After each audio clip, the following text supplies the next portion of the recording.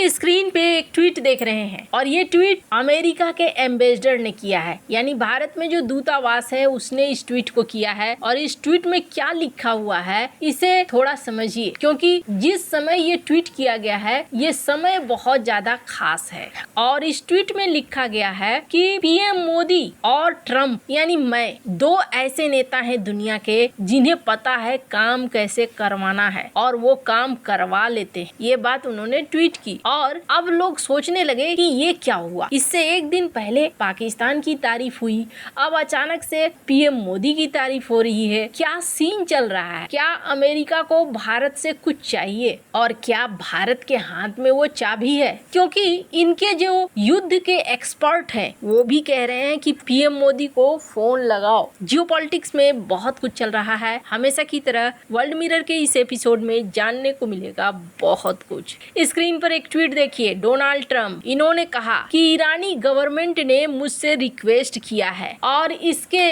Request के बाद हमने एनर्जी प्लांट पर हमले के लिए 10 दिन तारीख बढ़ा दी है। मतलब अब अप्रैल 6-8 बजे शाम तक हमने टाइम दे दिया है। इसके बाद अगर सब कुछ हल नहीं होता है तो फिर मुश्किल होगी। और ये स्टेटमेंट उन्होंने कहा कि ये स्टेटमेंट जो फेक न्यूज फैल रहे हैं और भी कई तरह के न्यूज फैल रहे हैं वो गलत है। बातचीत अच्छी चल रही है। अब अगर यहाँ बातचीत अच्छी चल रही है तो क्या ईरान ने मान लिया है? पहली बात तो ये, ईरान की तरफ से कुछ इस तरीके की मिसाइलें दागी जा रही है। इन्होंने 83वें लहर में लिखा है थैंक यू जर्मनी के लोगों, थैंक यू भारत के लोगों, और ये मिसाइल दागे जा रहे हैं। तो मिसाइल दगना यहाँ रुका नहीं है। डोनाल्ड ट्रंप ने पाकिस्तान के जरिए 20 पॉइंट भेजे कि चलो जी इस 20 पॉइंट पर रेडी हो जाओ, और ईरान ने दुनिया के सामने साफ साफ कहा कि हम भाई इसे स्वीकार नहीं करते हैं, हमारी शर्त मानोगे तो फिर कुछ बात होगी।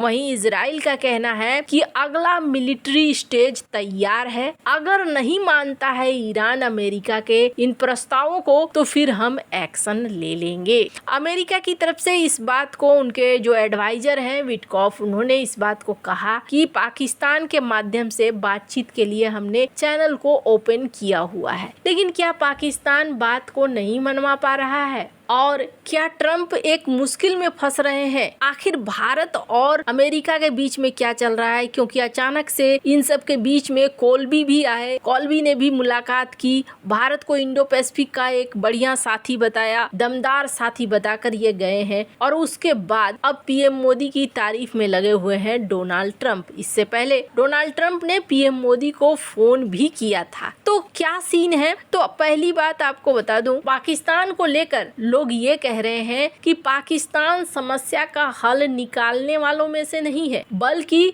समस्या को बढ़ाने वालों में से है, और पाकिस्तान को इसमें शामिल करना बेवकूफी है। ये स्क्रीन पर एक आर्टिकल देख रहे हैं, जिस आर्टिकल में अमेरिका के वॉर के युद्ध के एक्सपर्ट रहे हैं वो क्या कहते हैं। इनका कहना है कि ट्रंप मोदी की सुनेंगे, इसलिए पीएम मोदी से बातचीत अगर होती है तभी हल निकलेगा। डगलस मैकग्रेगर, इनका कहना है कि पीएम मोदी पश्चिम एशिया यानी ईरान, अमेरिका, इजराइल संघर्ष में मध्यस्थ के लिए बेहतर भूमिका निभा सकते हैं। उन्होंने साफ कहा कि ट्रंप मोदी की बात सुनेंगे, जबकि पाकिस्तान की मध्यस्थता की कोशिश को उन्होंने कहा कि ये बेकार है, नॉनसेंस है। मैकग्रेगर का कहना है कि ट्रंप अगर किसी की बात सुनेंगे तो वो पीएम मोदी की ही सुनेंगे। भारत एक बड़ा और शक्तिशाली देश है, आर्थिक रूप से बहुत, सैन्य रूप से भी। मोदी पुतिन के साथ मॉस्को में आराम से दोस्ताना तरीके से रहते हैं, तेहरान के नेतृत्व से भी बात कर सकते हैं, वहाँ भी दिक्कत नहीं है। इजरायली भी उन्हें पसंद करते हैं और हम भारत के साथ सहज हैं, यानी अमेरिका। ऐसे में भारत वो पोजीशन हासिल रखा हुआ है जिसमें भारत किसी से भी बातचीत कर सकता है और अच्छे तरीके से रह सकता है। इनका कहना है कि पाकिस्तान की मदद की पेशकश ऐसी है जैसे कोई जलते हुए मकान में रहने वाला व्यक्ति आपको अपने जलते मकान में एक अलग कमरा ऑफर कर रहा हो। पाकिस्तान आर्थिक रूप से दिवालिया है। इजराइल पाकिस्तान को कभी निष्पक्ष नहीं मानेगा, बल्कि समस्या का हिस्सा समझेगा। पाकिस्तान ने कहा है कि अगर इजराइल न्यूक्लियर हथियार इस्तेमाल करेगा तो हम भी जवाब देंगे। फिर पाकिस्तान से डील क्यों करवाएं? ये इस वक्त देख देखने को मिल रहा है कि इनके एक्सपर्ट कुछ इस तरह की बातें कर रहे हैं। मतलब ये कि अभी सीन ऐसा हो गया है अमेरिका के लिए कि अमेरिका बहुत लंबा इस युद्ध को खींचना नहीं चाहता है और अमेरिका नहीं खींचते हुए भी